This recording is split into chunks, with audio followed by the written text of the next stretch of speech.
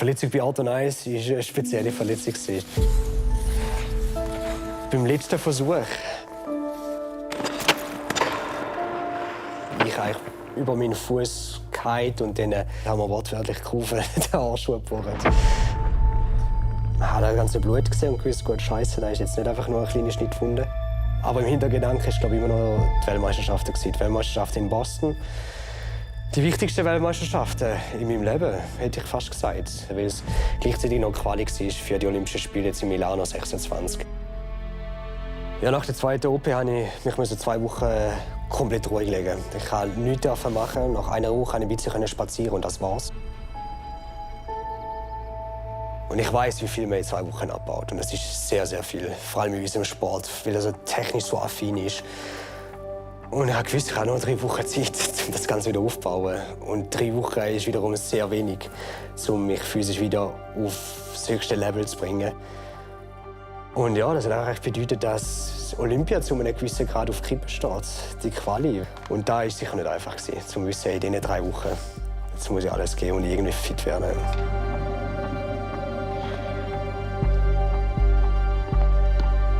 Endlich mal gesehen in der Eishalle. Ich habe jetzt fast 2 Wochen nicht mehr gesehen. Aber ja, jetzt mal schauen, wie es auf mich sich anfühlt. Ja, ist trotzdem noch eine andere Belastung auf dem Eis, wenn ich jetzt im Alltag umeinander laufe. Dann hoffe ich, dass es schmerzfrei wird und ja, ich das Gefühl wieder für sie zurückbekomme.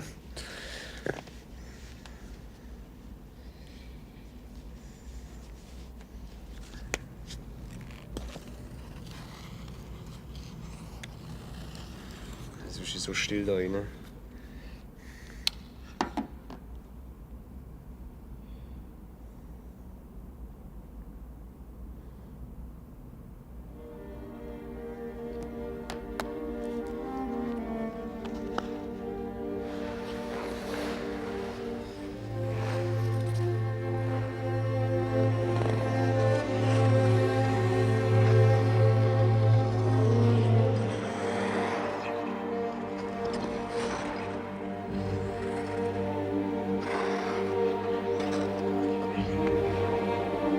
Guten Tag, Herr Huth. Ich wollte kurz ein Update geben von meiner Situation. Ich war jetzt gerade beim ersten Mal auf dem Eis. Die Schmerzen waren eigentlich ziemlich gut. Ja, Michael Huth ist mein Haupttrainer seit jetzt 6 Jahren. Wir sind nicht per Du, wir sind per Sie. Aber ja, ich probiere da eine gewisse Distanz zu wahren, dass es nicht zu persönlich wird. An der Stelle, wo es lang sein soll, nämlich auf dem Absprungbogen am Ende, wo es hier, wenn du dann da bist, wo es lang werden soll, hier, da bist du zu kurz. Verstehst du? Da musst du stehen können. Ich habe den Lukas nie negativ erlebt. Und er war immer gesprächsbereit, offen und ein Denker. Und das hat mich begeistert. Wir sind ein sehr eingespieltes Team. Er weiß, wann ich brauche, wann ich nicht brauche, wann ich will hören, wann ich nicht will hören. Ja, genieß diesen Moment. Spannung. Druck von hinten nach vorn. Er ist für mich der perfekte Trainer, den ich mir noch wünschen könnte. Ja? Ah, steh hier. Wie bist du da? Ja? Okay. Versuch beim Gegendreier wirklich aus dem Knie zu arbeiten. Nicht aus der Hüfte. Er ist einer, der mich in den letzten Jahren sicher am allermeisten geprägt hat, was Eislaufen anbelangt. Er ist der, der mich jetzt auch zu dem gemacht hat, was ich jetzt bin auf dem Eis. Er hat mich auch zu den Erfolg angeführt, den ich jetzt hatte in den letzten Jahren. Und auch feiern, gemeinsam feiern mit ihm.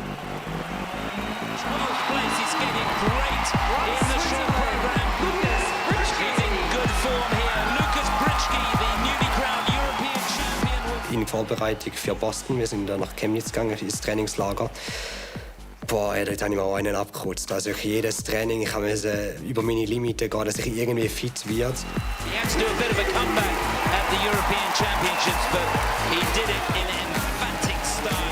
Und ja, dass jetzt hier eigentlich so die Olympischen Spiele zu einem gewissen Grad vielleicht auf der Kippe stehen, sicher nicht einfach gewesen.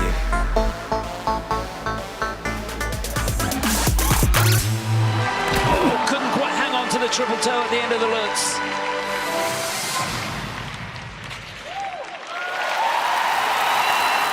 Mit dem 12. Platz an der WM in Boston habe ich mich für Olympia qualifiziert. Ja, es war ein Kampf, ein sehr, sehr großer Kampf, der sich aber zum Glück schlussendlich dann ausgezahlt hat.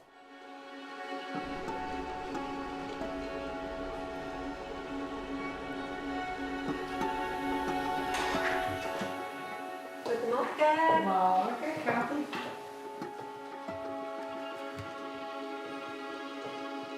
Ich habe mir überlegt, wie ich ihm das kann, etwas so Gutes tun an diesen Tagen, so ein bisschen symbolisch. Und bin dann eigentlich, gebe ich mir jetzt jedes Mal vor einem Wettkampf einen Glücksstein. Den habe ich dir hier gerichtet.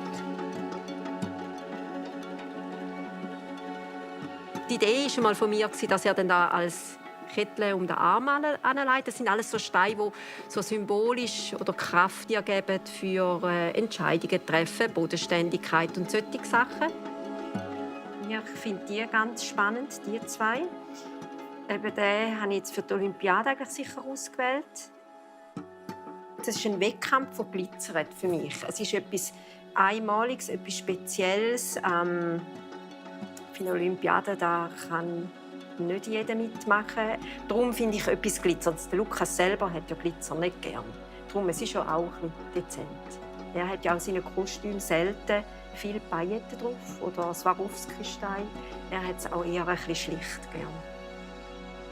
Ja, meine Mutter hat auch, ich weiß gar nicht, wann sie damit angefangen hat. Das sind jetzt auch schon ein paar Jahre. Sie gibt mir jedes Mal so einen Glückstein. Glückstein, der eigentlich mal für eine Kette gedacht war. Aber ich trage jetzt nicht wirklich so viel Schmuck an mir. Von dem her, ich habe es zwar immer mit mir, ist immer in der Trainingstasche. Aber ja, sie gibt mir jedes Mal vor einem Wettkampf einen Glückstein. Wo, ja, jeder Stein hat so eine andere Bedeutung, die mich in jegliche Richtung unterstützen sollte für meine Wettkämpfe.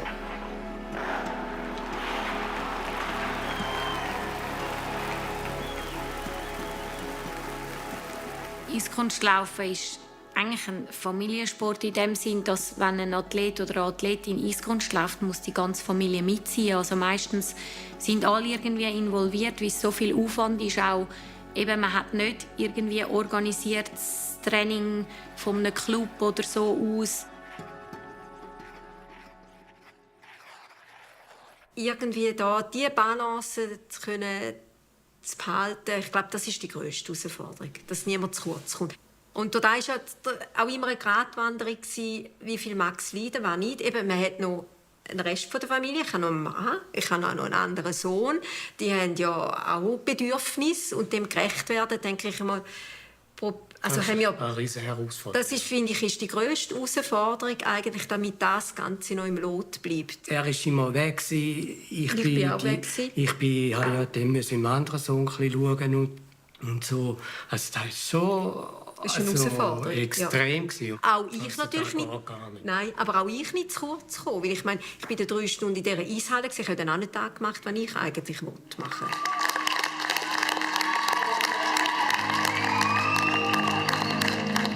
Man muss sich alles selber organisieren. Im besten Fall ist das schon ein Team, aber das kann sein, dass ein Konditrainer, ein Choreograf, ein Eistrainer und dann tun das eigentlich alles mehr oder weniger die Eltern organisieren und dann ja, ist das schon recht viel Aufwand.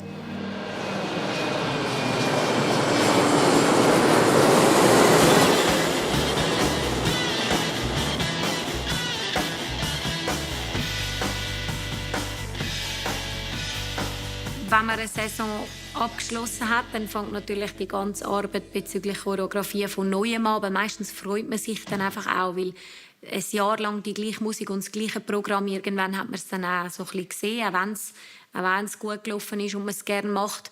Also eigentlich gibt es jedes Jahr 2 neue Programme bei den meisten und Olympiasaison ist natürlich besonders wichtig. Ja, ein neues Programm zu lernen ist für mich mental sehr hart.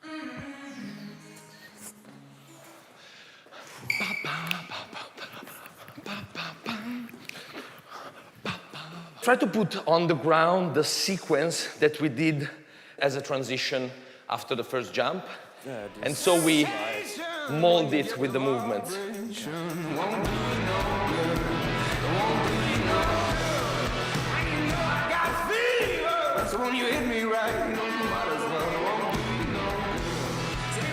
When you start a new program, you basically have a blank page. You start from the music, usually, because the music is kind of the leading element of the whole choreography.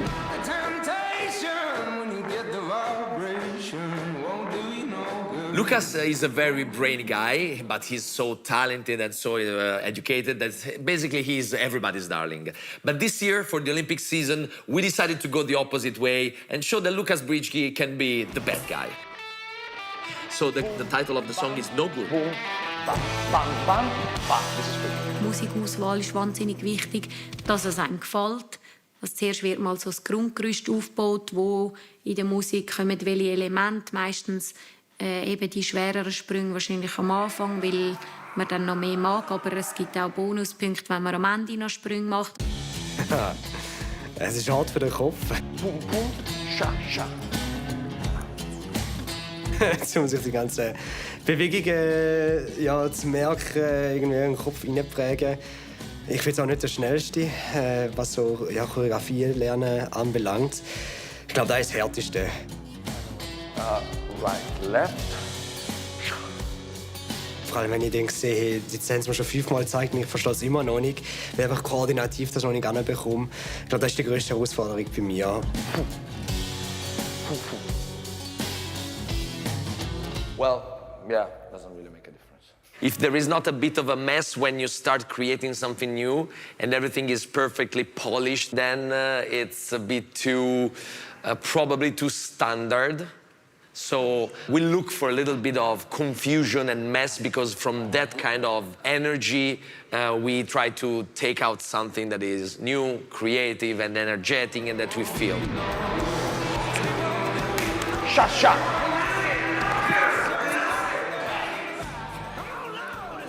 Yes, sir. Remind me in 5 minutes again. Für einen Typ ist es schwierig, wenn einfach ein paar Worte beschreiben.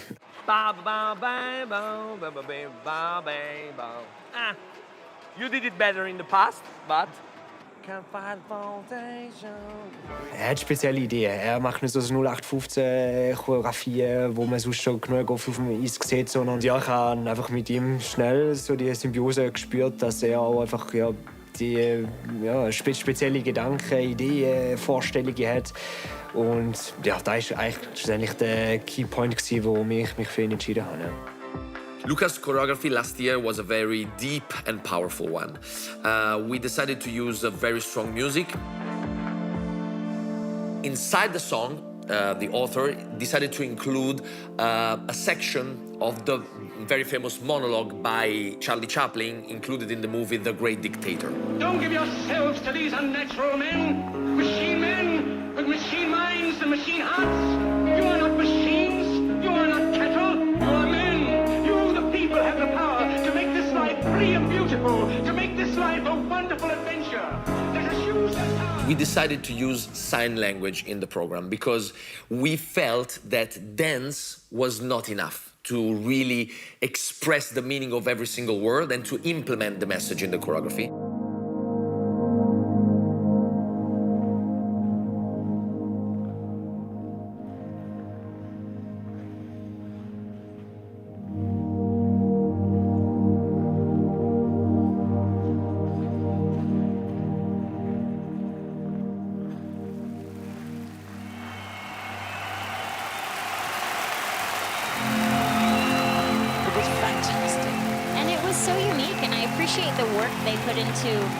Trying something different and using the correct resources to make it as accurate and respectful as possible.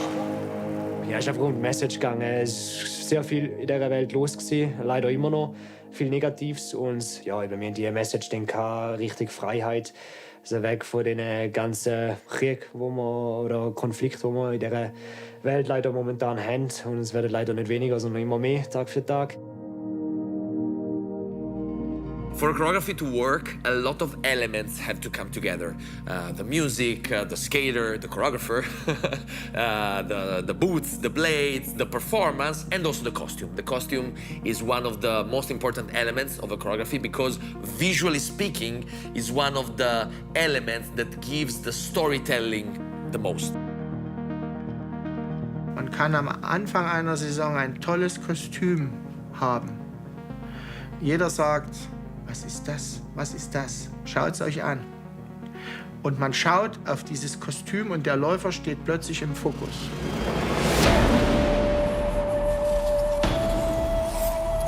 Und wenn es der Läufer schafft, in dem Moment mit diesem verrückten Kostüm eine tolle Leistung zu bringen, ist er plötzlich im Fokus aller und kriegt vielleicht beim nächsten Mal diesen Support, den er nie hatte, aus sportlicher Sicht. Via, via, vieni via di qui. Niente più ti lega a questi luoghi, neanche questi fiori azzurri. Via, via, neanche questo tempo grigio, pieno di musica. Das Kostüm für das Kurzprogramm besteht aus einem weißen Hemd, ein bisschen aufgeknöpft, eine Wäsche drüber, so halbfinger abgeschnittene Händchen, Lederhändchen, noch ein Lederband und schwarze Hose. Das Ganze inspiriert von Johnny Depp, der definitiv einiges cooler aussieht wie ich, mit seinem ganzen Schmuck und seinen Tattoos und einfach seinem grundsätzlichen Aussehen, aber ja, inspiriert von ihm. Quest'anno Lucas avrà un costume un po' da Bad Boys e per me è stato più difficile realizzare questo abito perché Lucas è una persona molto solare, una persona semplice anche come atleta. Seine Programme sind Entertainment. Im Alltag ist er das nicht. Also er ist im Privaten kein Showman. Auf dem Eis zeigt er sich, finde ich, von einer ganz anderen Seite. Absolut. Und jetzt, alle zusammen! Ja, also das Vorbild habe ich auf jeden Fall. Also da bin ich früher schon immer der größte Fan von Javier Fernandez gewesen. Der ist genau so ein Läufer gewesen, wo ich mir gedacht habe, boah geil, der kommt aufs Eis.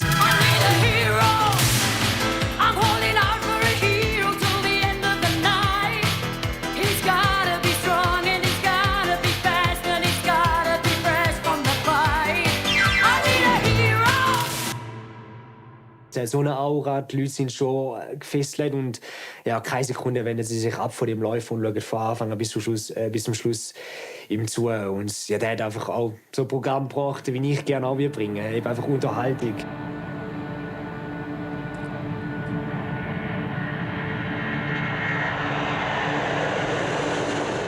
Ich habe 2 Choreografen, weil ich halt 2 verschiedene Programme habe. Ich habe ein Kurzprogramm und ein Choreo. Weil ich bin vielleicht zuerst in Italien, mache mit dem Andrea Choreo.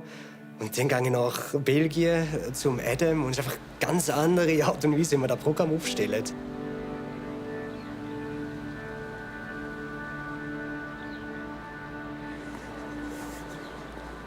What about sunrise? What about rain? Ja, also ich bin in Antwerpen angekommen. Und ja, die Musik war immer noch nicht da gewesen.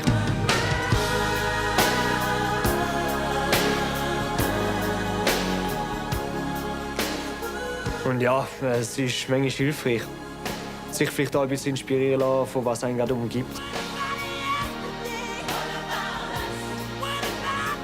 Die letzten Jahre habe ich immer so ein bisschen gewusst, mehr oder weniger, was ich haben will. Und das Jahr, vielleicht auch, weil es Olympiasaison ist und ich irgendwie etwas Spezielles wieder haben will, ja, ist brutal schwer gewesen.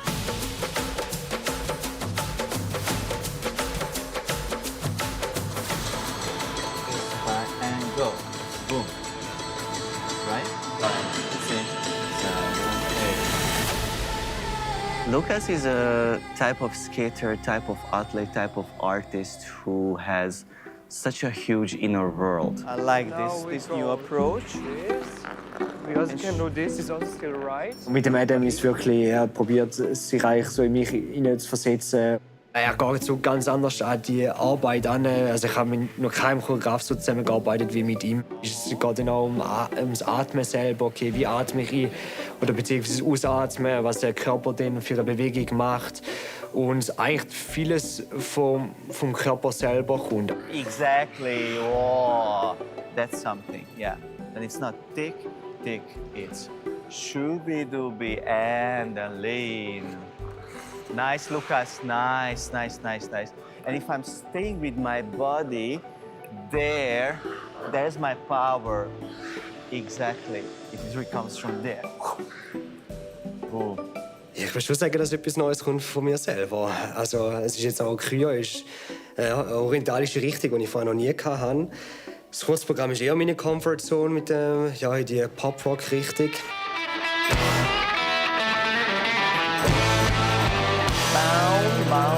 Bow, and go. Yeah. Ja, ich verlasse sicher ein bisschen an meine Comfortzone in der Kryo. Das Ziel war eigentlich jetzt, im choreografischen Bereich mich ein bisschen weiterzuentwickeln. This music did not scare you. I was shocked when you said, I want to have this part. And of course, immediately a yes, because I think it's such an emotional depth what you're able to bring. And this is something new, and you're ready to do that. Und Chür jetzt mit dem orientalischen Teil hätte ich ihm nicht gegeben, muss ich ehrlich sagen. Ich hätte jetzt nicht gedacht, dass er in die Richtung geht, von seinem Typ her.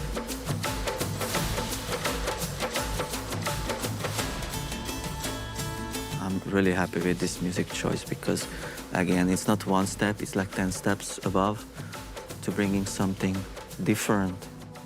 Ja, der Adam ist ein Künstler. Und das, so wie ich Künstler oft wahrgenommen habe, sind die auch sehr philosophisch.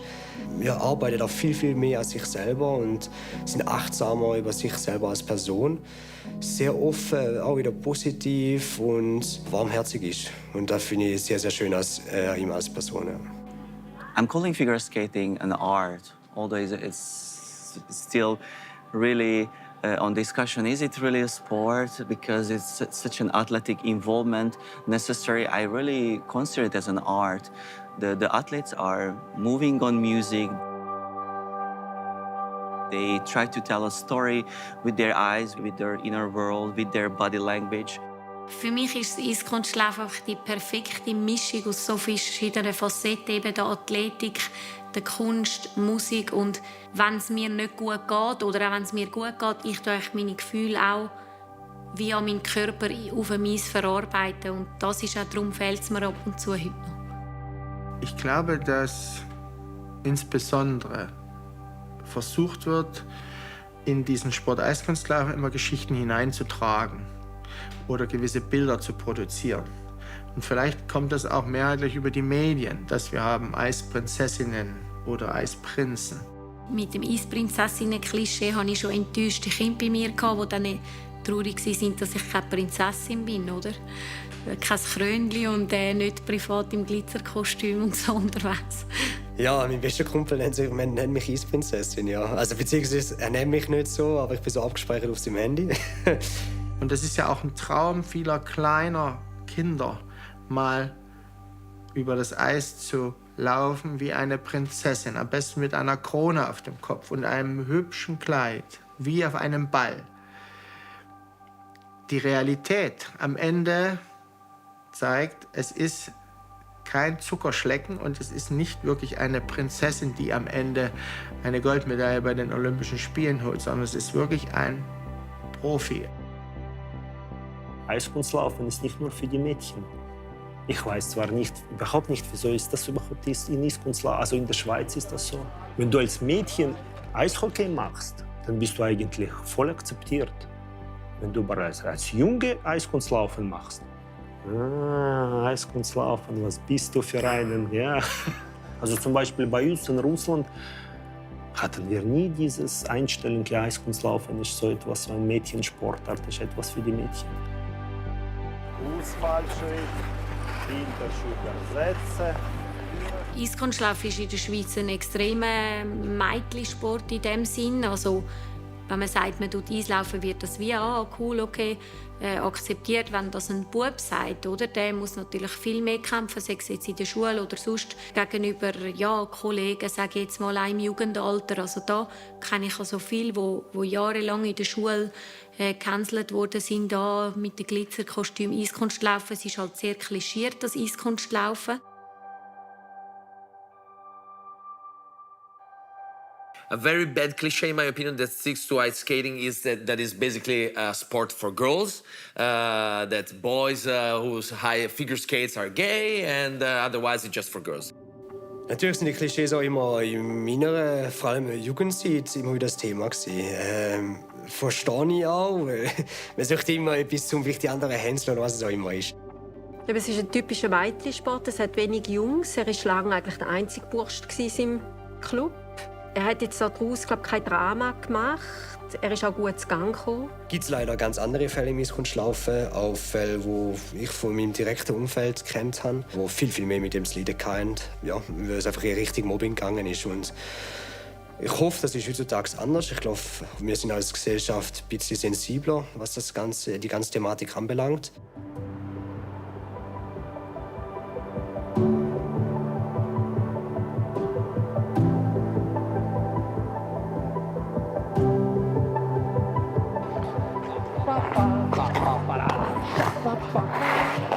A little more preparation from here, this way.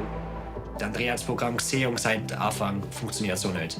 Es kommt nicht überall so, wie wir es eingestudiert haben. Das funktioniert so nicht. Das heisst, wir haben den ganzen Anfang mal angepasst, neu gemacht. Und so Sachen sehen wir erst so im Verlauf über gewisse Zeit, wo man einfach die Routine hat und auch vielleicht wieder mit einem frischen Auge drauf sieht. Ich meine, wir haben intensiv 4-5 Tage lang gefühlt 10 Stunden am Tag zusammen gearbeitet. Da sehen wir aber vielleicht gewisse Details nicht mehr oder das große ganze Bild nicht mehr.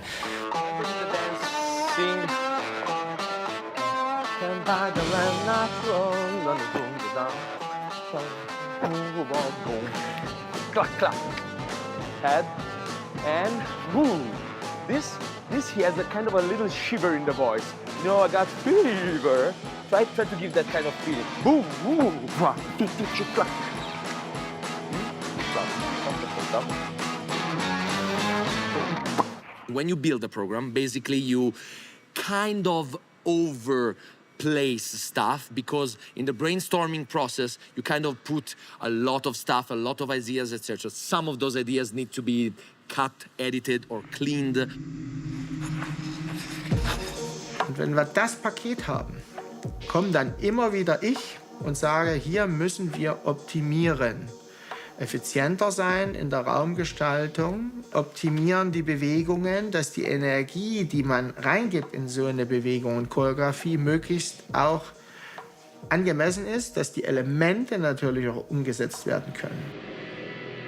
Back. Bam, bam, bam. Up, shot.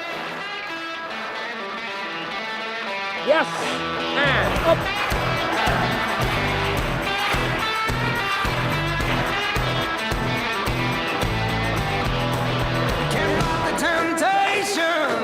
The vibration won't do you no good, won't do you no good. And you can tell I got fever. You try to shake it off, try it all you want, it won't do you no good.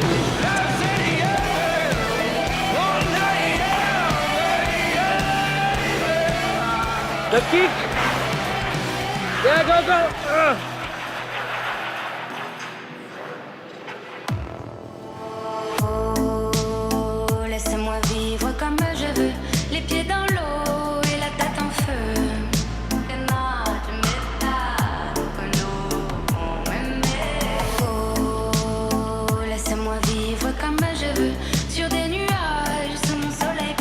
Alors, c'est l'hôtel du maire. Ouais. D'accord, ok. Allez, on est parti.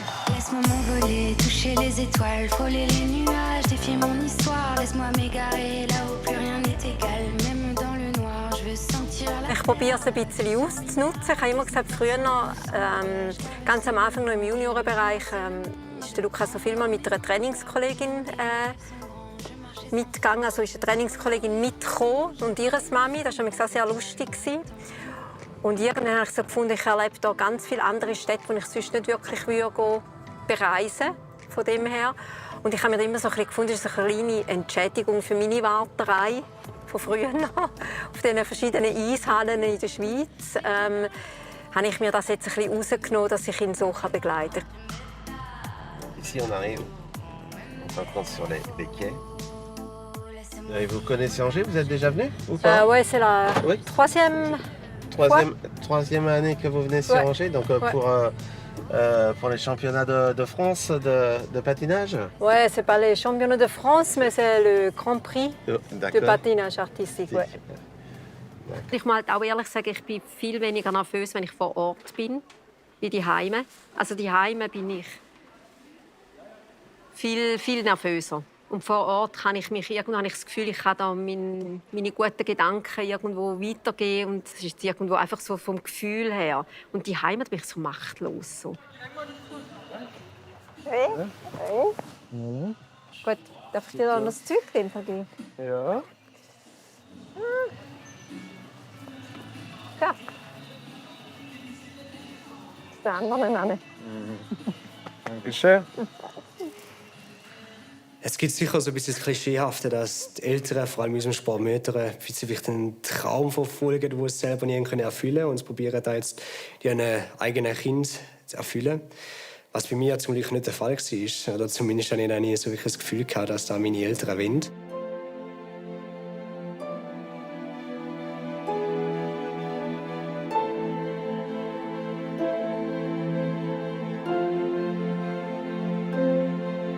Mal schauen, wie es dann morgen rauskommt und am Sonntag. Aber ich bin mega gehypt. Freue mich sehr, es sollte auch ausverkauftes Stadion sein.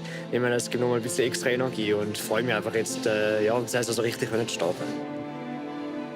Jetzt ist keine Zeit mehr, darüber nachzudenken, was man noch ändern hätte können. Für ihn ist es jetzt einfach mal so ein großer Einstieg in den Wettkampfbetrieb.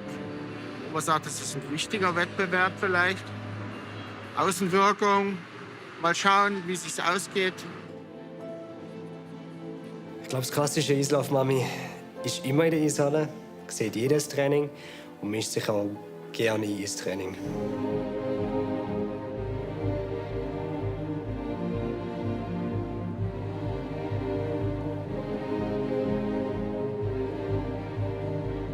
Mein Glück war, dass meine Mami nicht so einig war. Aber sie hat gerne das Gefühl gehabt, dass sie vieles weiß vom Eislauf und sich gerne auch eingemischt.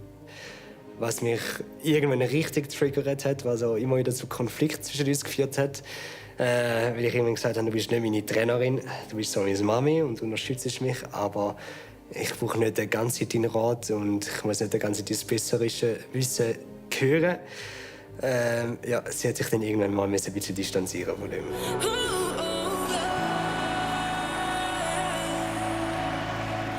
On the ice representing Switzerland, Lukas Wrzymski.